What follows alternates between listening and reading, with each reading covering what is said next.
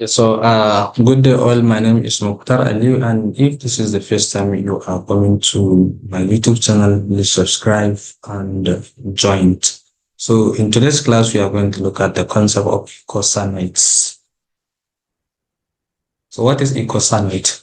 Eicosanoids are paracrine substances that are produced and elicit their functions in a nearby cell. So they are not like hormones, although we have different types of biological molecules that are produced in our body. They can be paracrine, they can be autocrines, they can be paracrine, and they can be endocrine. So eicosanoids, they are paracrine. So they are produced and then they elicit their functions in nearby cells, and they have short half-lives. They do not, our body doesn't store them. So once they are produced, then they will now be transported to the nearby cell and elicit their functions. And once they elicit their functions, then they will be destroyed. So they have very short half-life, and we don't actually store them in our body. And they are not like hormones. They are like, for example, in the case of hormones, they are exocrines. So they are produced and elicit their functions somewhere through transportation in the bloodstream. So paracrines, they are not transported through the blood. They are just elicit their functions in the nearby cells. So that is the paracrine. And as I said, we have three types of biomolecules that actually body generates, and most of them they actually form a chemical signaling.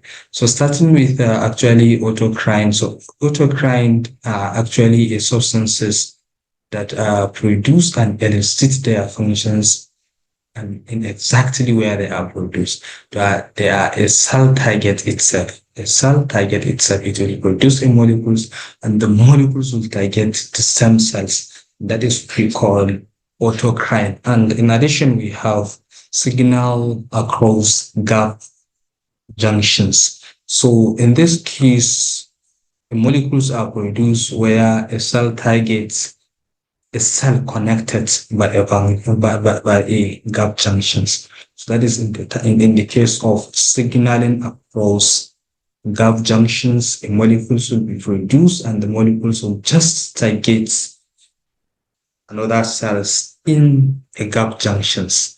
And then we have paracrines. And so in the case of paracrines, we have a signaling molecules where the cells targets the nearby cells. That is what we call paracrine. And we have endocrine. So in the case of endocrine, the molecules are produced from a particular cells, and then they are now released and transported to the blood and traveled a far distance to a target cells through a bloodstream. So these are the three biomolecules these are the three types of biomolecules that body produce, or four biomolecules that body produce. Autocrines, they produce and they target themselves. The cells that produce them target itself with the same molecules. And then we have signaling across gap junctions. The cells target the gap junctions that joins two cells together. And then the paracrine, they are the molecules that are produced and elicit their functions in a nearby cell. And then there is endocrine, they produce and they travel a far distance from where they are produced. And that is what they call endocrine. So eicosanoids, endocrines, there are two different things. Yeah, there are two different things. And they have short half-life, easily destroyed. So this is eicosanoids. So the next thing that we are going to look at is the functions of eicosanoids. Number one, eicosanoids have reproductive functions, especially in female. The control menstrual cycle. That is, the menstrual cycle is controlled that, and it also controls ovulation. That is the formation of eggs. Formation of eggs. You know that there will be there will be no fertilization if there is no egg. So the eicosanoids are the biomolecules that are produced that control ovulation and menstrual cycle in female. and then it controls fever. Why do we have fever? We need to ask ourselves this question.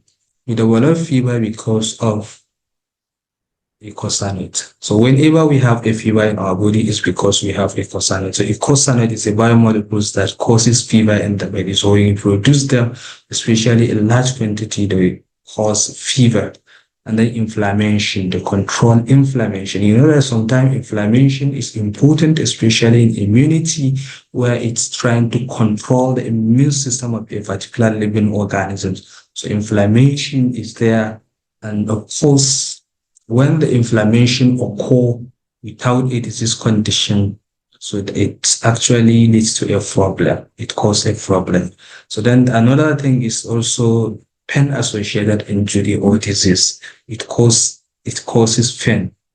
So whenever we have a pain in our body, it's because of the eicosanoid, the control pain, and especially in injury or disease. So if you feel that you have a pain, it's because of these prostaglandins. And if you can stop them, you can stop the pain.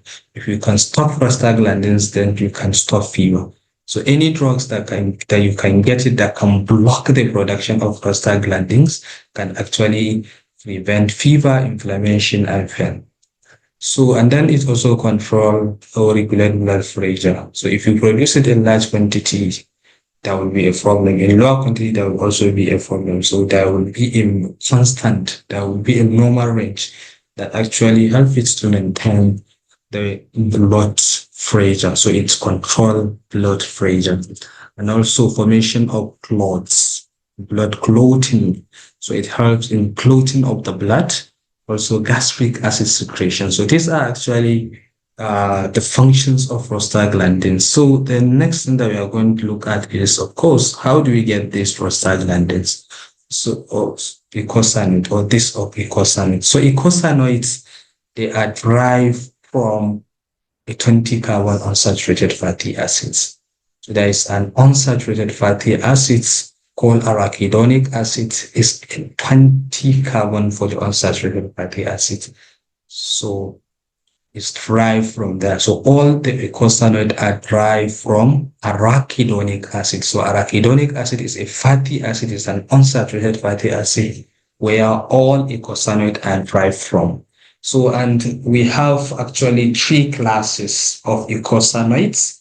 We have number one, prostaglandins, abbreviated as PG. We have thromboxanes, we have leukotrienes. These are the three classes of eicosanoids that we have.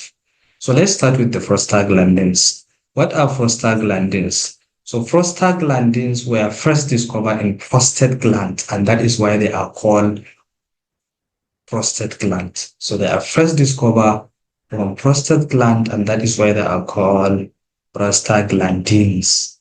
And then they were originally grouped into two types. We have prostaglandin E, which is ether soluble. It is insoluble in ether. And then we have prostaglandins F, which is actually soluble in buffer. It is soluble in phosphate buffer. And then there are various subtypes. Like, for example, we even have a way of writing the nomenclature of prostaglandins, which can be prostaglandins E1, E2, prostaglandins E3, we have them. And we can have prostaglandins F1, F2, F3. So these are actually subtypes of the prostaglandins. And then the next one is thromboxanes. And what is the major functions of thromboxanes?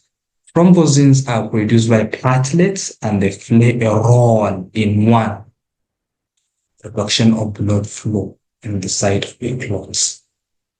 So it reduces the blood flow to the site of a clot. That's a clotting factor. So, and then next is also control blood clotting. Its importance in blood clotting. And then, of course, the non-steroidal anti-inflammatory drugs, which is NSAIDs, such as aspirin and ibuprofen, block the formation and of prostaglandins and thromboxanes from arachidonic by inhibiting the enzyme cyclooxygenase. So you see, aspirin and ibuprofen, they are antipyretics and they are anti-pain. You can use them for the treatment of pain and fever. And why? It's because what they do is that this aspirin and ibuprofen, they block the formation of prostaglandins, because prostaglandins they are the one that cause pain and fever. So if you can get any molecules that inhibit the enzymes that produce those three prostaglandins, and of course you can cure the disease. And that is why aspirin and ibuprofen are doing that. And any molecules, you can decide to say, okay, you want to design any molecules that can actually block or inhibit the activity of cyclooxygenase enzyme. So once you can able to produce that drugs, and you can actually go ahead and test its bioavailability as well as its toxicity, and before you know it, actually you cover, or you discovered a drugs that can cure pain and fever, and also menstrual cycle. Especially the pain and menstrual cycle is controlled by this prostaglandins, or this eicosanoids. So what is, of course, the next one is leukotrienes. So leukotrienes were first found in leukocytes. So it was first found in leukocytes, and that is why it's called leukotrienes. And it has three double bond in it, three conjugated double bond. And they are the mediators of inflammation. They mediate inflammation, and they have three conjugated double bond. And that is why it is called triene. Remember, in organic chemistry, ene from alkene, meaning that they have double bond.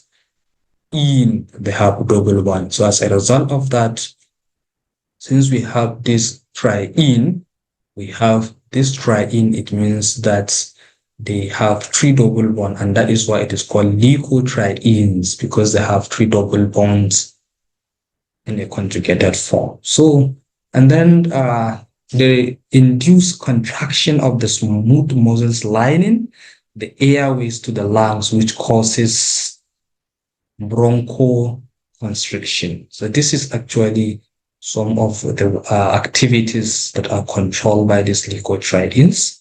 And then the next one is that these leukotrienes also, they cause smooth muscle contraction of intestine and uterine. So overproduction of these leukotrienes also called asthmatic attack.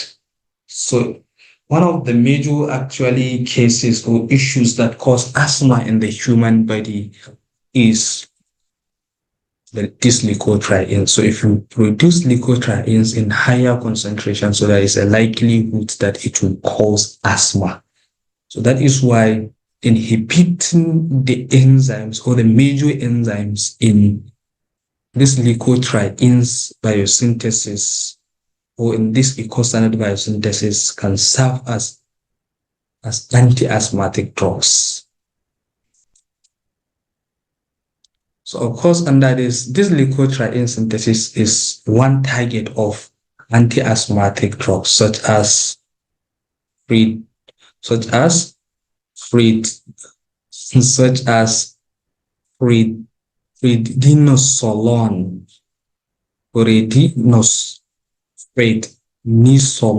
is the drugs that actually used in treatment of anti-asthmatic, or for the treatment of asthma, because it blocks the activity of the major enzymes in leukotrienes biosynthesis.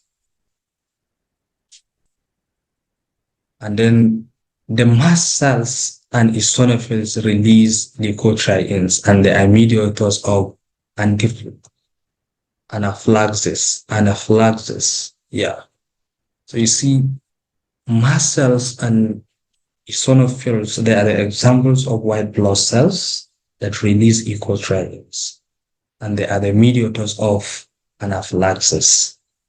So this is actually, let's look at the major pathway in which these arachidonic acids use in the synthesis of this prostaglandin. So in arachidonic fatty acid, in injury, In injury, or maybe snake attack, or any kind of injury, the injury to the phospholipid cell membrane will actually cause the release of arachidonic acid, because generally we know that we have cells. So in the cell membrane, we have a lot of phospholipid, and some of these phospholipid are highly rich in arachidonic acids.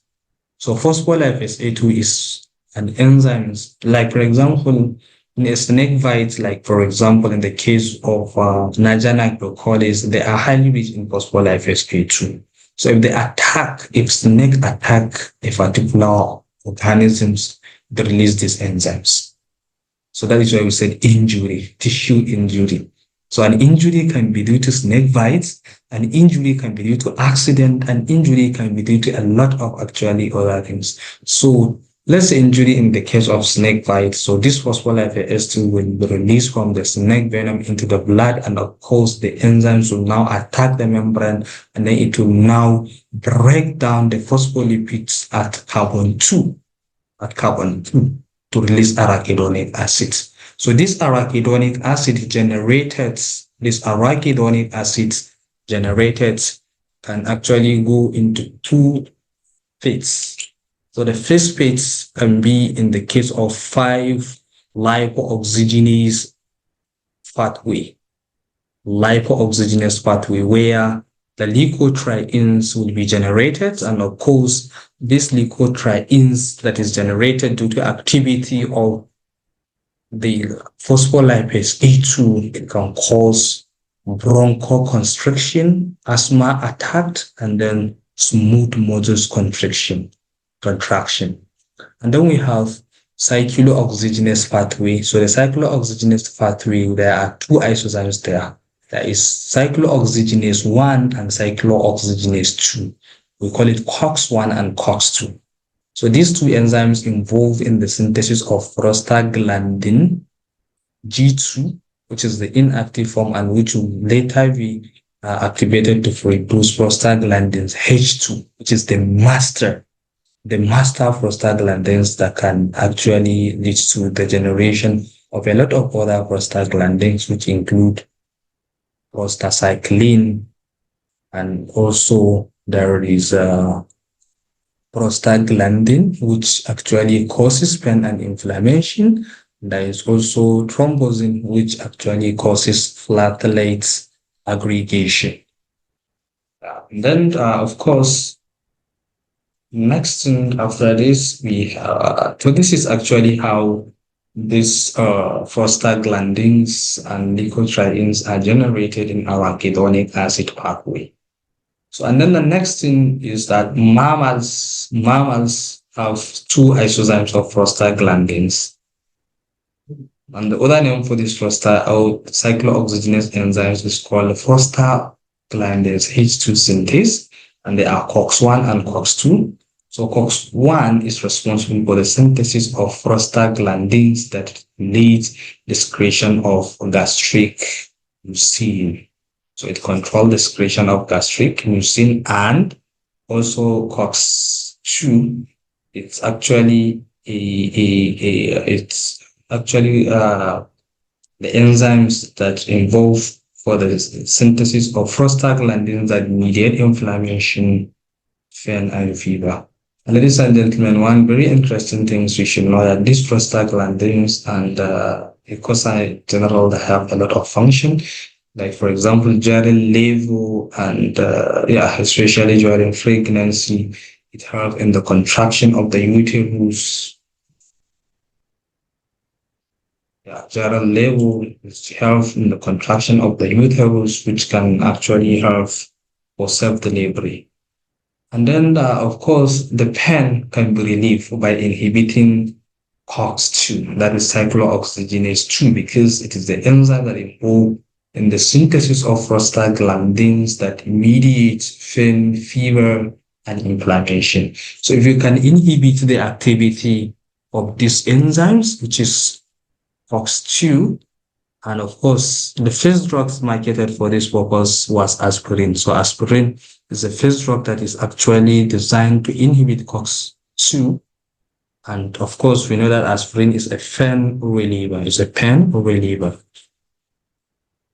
And then, of course, the next one is aspirin is irreversibly inactivates the cyclooxygenase activity of both COX enzymes.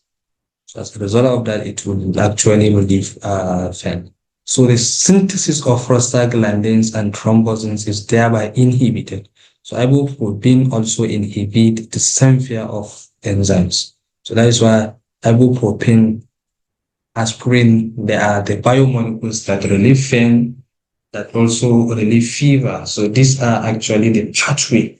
So I think, ladies and gentlemen, it is very, very important as you are doing biochemistry to understand the application of some of these drugs that we are using in normal day. So it is very, very important to understand how drugs are designed. So like in drug design discovery, this is how we do. We now understand that, okay, what causes pain and fever? It is prostaglandins. So what are the enzymes that produce the prostaglandins? It's COX-1 and 2. So since you're now able to understand that these are the key enzymes, so why not maybe you try to design a compound that can perfectly bind into the active site and block the activity of